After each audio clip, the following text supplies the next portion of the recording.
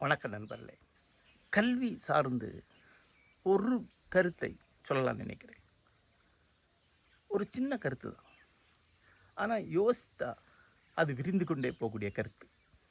அதாவது, நமக்கு இன்றைக்கு ஒரு எண்ணம் இருக்கிறது.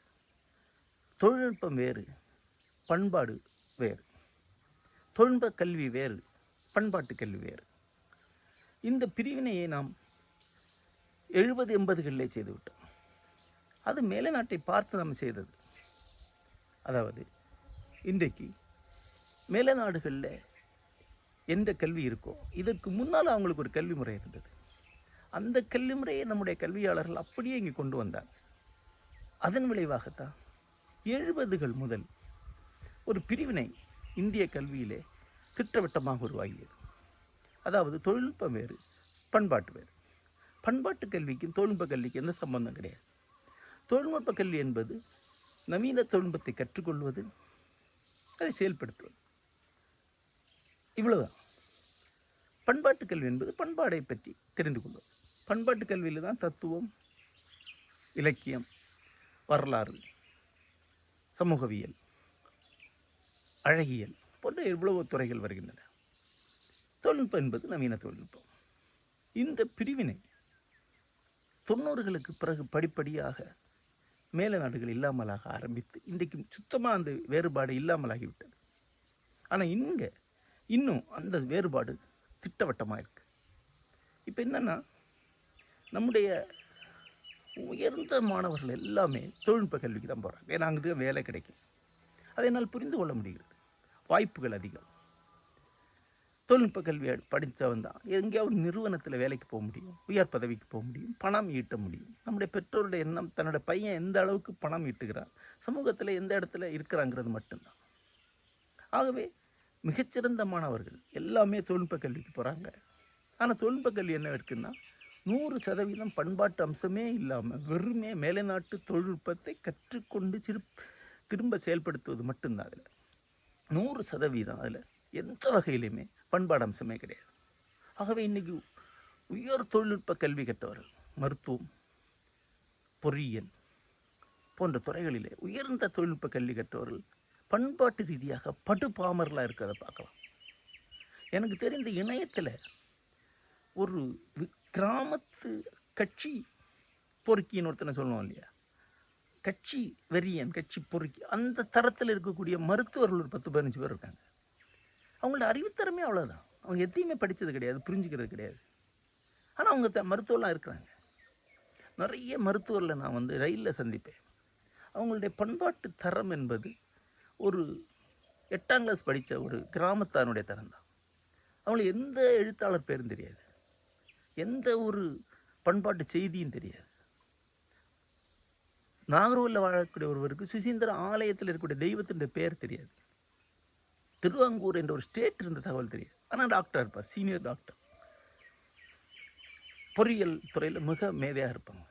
ஒரு சாதாரண தமிழ் படம் வந்தால் மாஞ்சி அதை ஃபஸ்ட் ஷோக்கு பார்ப்பாங்க. ஒரு 4ஆம் தர சினிமா ரசிகனுடைய தரத்தோட கூச்சலிடுவாங்க, கத்துவாங்க, பேப்பரை கிழிச்சு வீசுவாங்க, பரவசம் அடைவாங்க. உயர்ந்த தொழில்நுட்ப கல்வி பெற்று பண்பாட்டு ரீதியாக பாமரனை விட ஒருபடி கீழே நிற்கக்கூடியவங்க லட்சக்கணக்கில் தமிழ்நாட்டில் இருக்கிறாங்க. அது இந்த வேறுபாட்டுடைய விளைவு. சரி, பண்பாட்டு கல்வி எப்படி இருக்குன்னா, தொழில்நுட்ப கல்விக்கு போகிற அளவுக்கு மதிப்பெண் இல்லாதவங்க தான் பண்பாட்டு கல்விக்கு வராங்க. அதாவது 45லேருந்து 50 மார்க்குள்ளே வாங்கினவங்க தான் பண்பாட்டு கல்விக்கு வருவாங்க. அவங்களுடைய ஃபஸ்ட்டு சாய்ஸ் என்பது ஆங்கில இலக்கியம். ஒரு வருஷத்தில் ஏறத்தாழ 30,000 பேர் தமிழ்நாட்டில் ஆங்கில இலக்கியத்தில் முதுகலை பட்டம் பெறுறாங்க. 10 ஆண்டுகளில் 3 லட்சம் பேர். ஒரு வருஷத்தில் 400 பேருக்கு மேலே முனைவர் பட்டம் பெறுறாங்க ஆங்கில இலக்கியத்தில். 10 ஆண்டுகளில் 4000 பேர். ஆனால் ஒரு இந்திய அளவில் ஒரு மொழிபெயர்ப்பு தரத்தோட செய்யக்கூடிய ஒரு 10 மொழிபெயர்ப்பாளர்கள் தமிழ்நாட்டில் கிடையாது. இவங்க மொழிபெயர்த்தா இந்தியாவில் எந்த பதிப்பும் அதை ஒத்துக்காது. ஏன்னா மாடர்ன் இங்கிலீஷ் இல்லை, கிராமர் மட்டும் சரியாக இருக்குது, வளவளன்னு இருக்குது. நாங்கள் தேடிட்டு இருக்கோம் டிரான்ஸ்லேட்டர்ஸுக்கு. இப்போ இந்த 3 லட்சம் பேர் இங்கிலீஷ் படித்து என்னத்தை படித்தாங்க? ஏன் இவ்வளோ பரிதாபமான தரம் இருக்குது? நார்த் ஈஸ்டுடைய ஆங்கிலம் ஏன் இவ்வளோ நல்லா இருக்குது, தமிழ்நாட்டு ஆங்கிலம் ஏன் இவ்வளோ பரிதாபமாக இருக்குன்னு கேட்டால், சார் இங்கிலீஷ் படிக்க வரக்கூடியவன் வந்து 40% மார்க் வாங்கினவன், அவனுக்கு ஒரு துறையிலையும் பிரில்லியன்ஸ் அடைய முடிய அளவுக்கு அறிவு கிடையாது. ஒப்பேத்தி மனப்பாடம் பண்ணி எப்படியோ தத்தி பித்தி பாஸ் பண்ணி எம்ஏ முடித்து பிஹெச்டி முடித்து மறுபடியும் அவனே வாத்தியாரை வந்து சொல்லிக் கொடுக்க ஆரம்பிக்கிறான். அவன்கிட்ட என்ன எதிர்பார்ப்பீங்க நீங்கள்? இதே வீச்சு இதை விட அடுத்த கம்மி மார்க் வாங்கினவன் தான் சோஷியாலஜி படிக்க போகிறான், ஹிஸ்ட்ரி படிக்க போகிறான். அப்போ அவன் தரம் என்னவாக இருக்கும்? ஆக ஒரு பக்கம் தொழில்நுட்பத்தில் பிரில்லியன்ஸ் ஆனால் பண்பாட்டு வீழ்ச்சி, இன்னொரு பக்கம் பண்பாட்டு கல்வியில் ஒட்டுமொத்த வீழ்ச்சி. இதான் இங்கே இருக்குது. இந்த பிரிவினை காரணமாக நமக்கு நிறைய இழப்புகள் இருக்குது. முதல் இழப்பு பண்பாட்டு சன்ன ஆய்வுகளில் ஒன்றுமே நடக்காத நிலை கடந்த 25 ஆண்டுகளில் உருவாகியிருக்கு. எவ்வளவு பெரிய பண்பாட்டு செயல்பாடு நடைபெற்ற மாநிலம், எவ்வளவு பெரிய தமிழ் இயக்கங்கள் நடந்திருக்கு, எவ்வளோ பெரிய அறிவியக்கங்கள்லாம் இங்கே நடந்திருக்கு. எதுக்குமே கல்வித்துறையோட சம்மந்தம் கிடையாது. இன்றைக்கி கல்வித்துறைக்குள்ள யாருக்கு எதுலேயும் அக்கறை கிடையாது. கல்வித்துறைக்குள்ள எல்லாமே ஒப்பு நோக்கி சம்பிரதாயமாக நடக்கும். ஒரு பிரில்லியனான வாத்தியார கல்வித்துறையில் பார்க்க முடியாது, ஸ்டூடெண்ட்ஸுக்கு சகிக்க முடியாது. இப்போ இந்த கல்லூரி விழாக்களை என்னை கூப்பிடுவாங்க, எதுக்கு நான் போகிறதில்ல, போனால் வரக்கூடிய டிசப்பாயின்மெண்ட்டும் எரிச்சலும் தாங்க முடியாது. மிக்க எளிமையான ஒரு ஐடியா கூட கல்லூரியில் சொல்ல முடியாது, மாணவர்களுக்கு புரியாது, கேட்க மாட்டாங்க. ஆசிரியர்கள் சொல்லுவாங்க, சார் எதுவுமே புரியாது சார், நீங்கள் கொஞ்சம் கீழே இறங்குங்க அப்படிப்பாங்க. கீழே இறங்கி பேசுறதுக்கு நான் என்ன, எதுக்காக போகணுன்னா, பணத்துக்காக போகணுன்னா இவங்க நினைக்கக்கூடிய பணத்தை விட 10 மடங்கு 100 மடங்கு பணம் எனக்கு சினிமா கொடுக்குது, அதில் போக வேண்டியது தானே. அது நான் போகிறது கிடையாது. ஆகவே தேர்ந்தெடுத்த என்னை நோக்கி வரக்கூடியவங்கள்ட்ட மட்டும்தான் நான் பேசிகிட்டு இருக்கேன் இன்றைக்கி. இன்னொரு பக்கம் தொழில்நுட்பத்துறையில் என்ன வீழ்ச்சி இருக்குன்னா, நம்ம வெறும் இமிட்டேட்டர்ஸ், வேலை தொழில்நுட்பத்தை பிரதி எடுக்கக்கூடியவங்க. அந்த தொழில்நுட்பத்தை அப்படியே ரிப்பீட் பண்ணுவோம், அதில் வேலை பார்ப்போம், அவன் சொல்லக்கூடிய வேலையை செஞ்சு கொடுப்போம். நம்மளால் எதுவுமே உற்பத்தி செய்ய முடியாது, நம்மளால் எதையுமே சாதிக்க முடியாது, ஒரிஜினலாக எதுவுமே பண்ண முடியாது. ஒரு ஆண்டில் இவ்வளவு தொழில்நுட்ப திறன் கொண்ட மாணவர்கள் வெளிவரக்கூடிய இந்தியாவிலிருந்து அறிவியலாளர்கள் விரல் விட்டு எண்ணக்கூடியவங்க. அவங்க கூட வெளிநாட்டில் போய் படித்து தான் அறிவியலாளர் முடியும், இங்கே படித்து அறிவியலாள முடியாது. இங்கே படித்த எவருமே அறிவியலில் எந்தையும் சாதிக்க முடியாது. அங்கே போய் புதுசாக மறுபடியும் படித்து வரணும். அப்போ என்ன தான் இங்கே சொல்லிக் கொடுக்குறாங்க?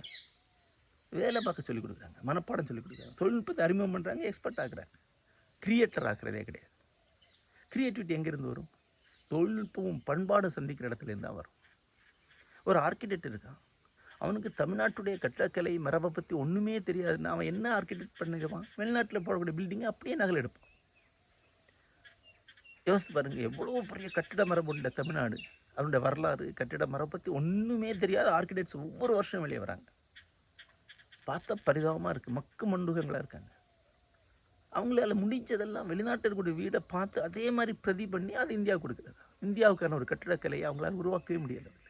நம்ம கட்டிடங்கள் எல்லாமே காப்பீஸ் தான், நகல் தான். இந்திய கட்டிடக்கலை என்று ஒன்று கடந்த 50 ஆண்டுகள் உருவாகவே இல்லை.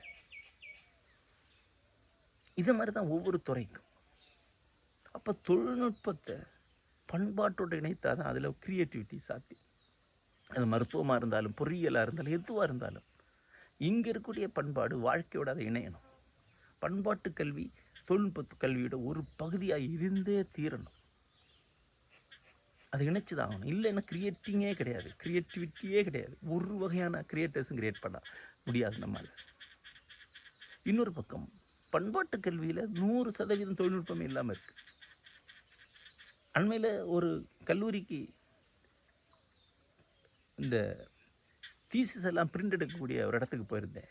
அவன் இன்னும் மைக்ரோசாஃப்ட் எக்ஸ்ப்ளோரரை வச்சு பழைய ஃபாண்டில் அடிச்சிட்ருக்கான்.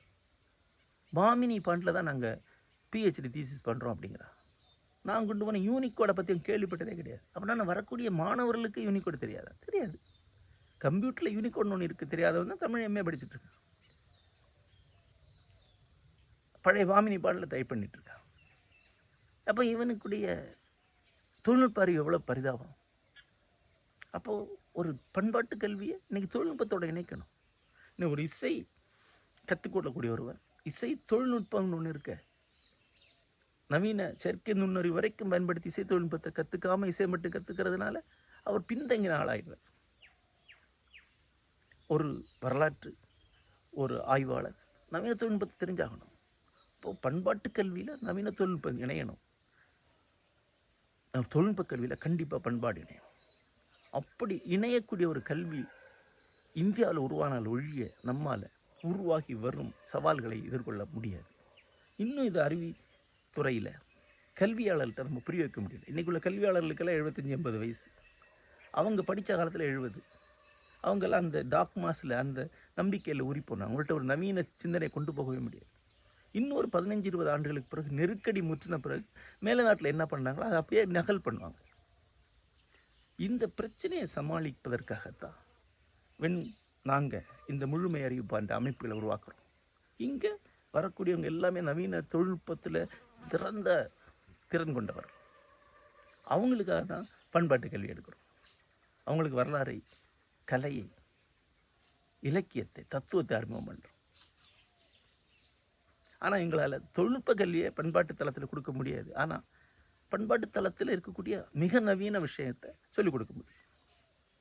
இந்த தேவை இன்றைக்கி ஐரோப்பாவில் இருக்கிறனால தான் ஐரோப்பாவில் நான் தத்துவ வகுப்பு நடத்தினேன். என்னோடய மகன் அஜிதன் லண்டனில் இந்திய தத்துவ வகுப்பு, மேலை தத்துவ வகுப்பு நடத்துகிறான். அமெரிக்காவில் தொடர்ந்து ஆண்டுதோறும் தத்துவ வகுப்பு நடத்துகிறோம்.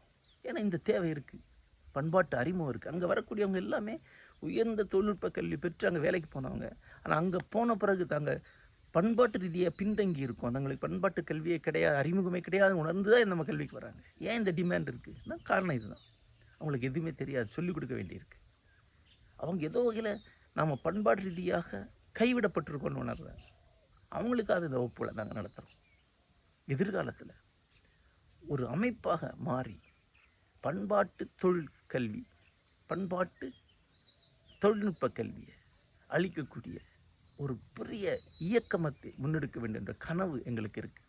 நண்பர்கள் எல்லாம் அதை பற்றி தான் தொடர்ந்து ஊக்கத்துடன் பேசி கொண்டிருக்கோம். அது ஒரு வழிகாட்டு கல்வி, எதிர்காலத்துக்கான கல்வி. நம்ம இணைந்து ஒரு வேளை அதை செய்யவும் முடியும். நன்றி.